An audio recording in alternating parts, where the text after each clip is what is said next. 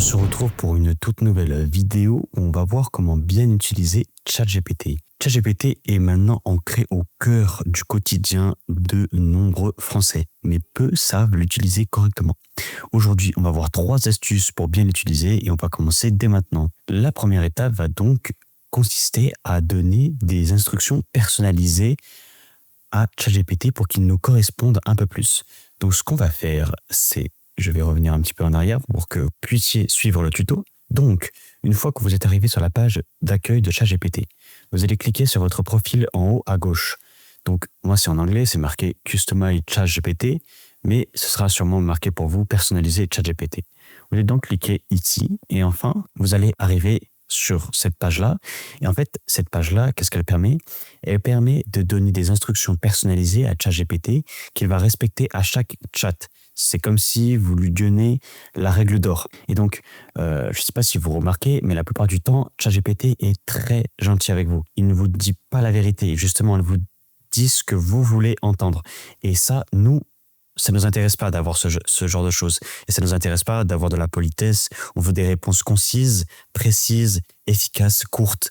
On veut pas des compliments ou des choses comme ça. Donc, c'est pour ça que je mets ces instructions personnalisées pour aller au plus concis, au plus précis. Donc moi c'est en anglais parce que j'utilise tous mes logiciels en anglais. Je vous conseille de faire exactement pareil. Donc déjà vous pouvez personnaliser le nom par exemple.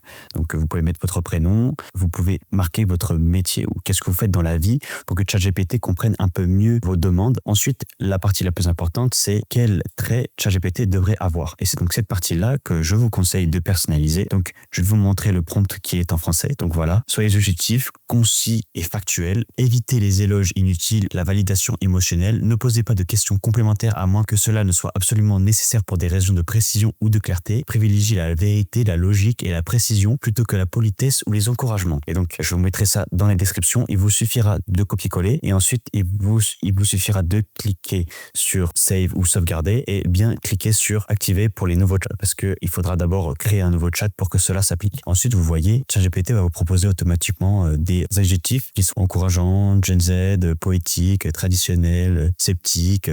Vous pouvez les ajouter, bien sûr, c'est votre ChatGPT, c'est vous qui le personnalisez comme vous voulez. Et n'oubliez pas qu'il y a une dernière case, si vous voulez préciser des choses importantes, comme par exemple des préférences ou des choses comme ça. Une fois que vous avez fait ça, il vous suffit de se regarder et on a eu la première astuce. La seconde astuce est donc une petite phrase, mais qui va beaucoup changer votre utilisation de ChatGPT. C'est « Pose-moi des questions jusqu'à que tu sois sûr à 95% que tu peux réaliser le prompt ». Le problème avec ChatGPT, c'est que la plupart du temps, on ne se rend pas compte, on ne donne pas assez de contexte lorsqu'on pose une question ou lorsqu'on demande une tâche. Et ChatGPT, la plupart du temps, certaines personnes que j'entends dans mon entourage sont assez déçues de ce que ChatGPT fait, mais ne donnent pas assez de contexte dans leur prompt. Donc forcément, ChatGPT, il fait avec ce qu'il a, il peut pas deviner dans votre tête. Donc c'est pour ça que vous devez marquer ce prompt-là, car ChatGPT, comme ça, il va vous poser des questions. Donc imagine que je veux écrire une histoire sur la mer. C'est un prompt très très vague. ChatGPT ne sait pas du tout ce qu'il doit faire de manière précise. Il va tenter de deviner, mais il ne pourra pas faire quelque chose que moi j'ai envie particulièrement. Et donc là, avec ce prompt-là, avec cette phrase, il va me poser des questions. Donc il va me demander quel est le type d'histoire. Est-ce que je veux une histoire réaliste, fantastique, poétique, symbolique? Et oui, je n'ai jamais précisé si je voulais une histoire réaliste ou fantastique.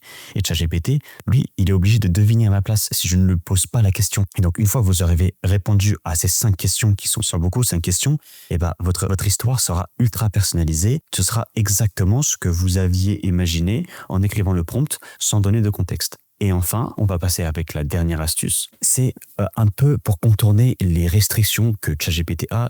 La plupart du temps, lorsqu'on pose des questions qui portent sur des choses qui sont peu éthiques ou même illégales, ChatGPT va nous dire « je ne peux pas répondre à cela car ça révèle de l'illégalité ». Donc, pour contourner cela, il suffit de modifier un peu sa phrase et de jouer avec les mots et on demande comment faisait-elle pour faire ceci. Et donc, ChatGPT va vous donner la technique en pensant vous informer alors qu'en fait, il est en train de vous répondre à la question que vous voulez posiez à la base. Et donc, on va faire un exemple tout de suite. On va ouvrir un nouvel onglet de ChatGPT et on va demander comment faire de l'évasion fiscale. Je ne peux pas t'aider à contourner la loi.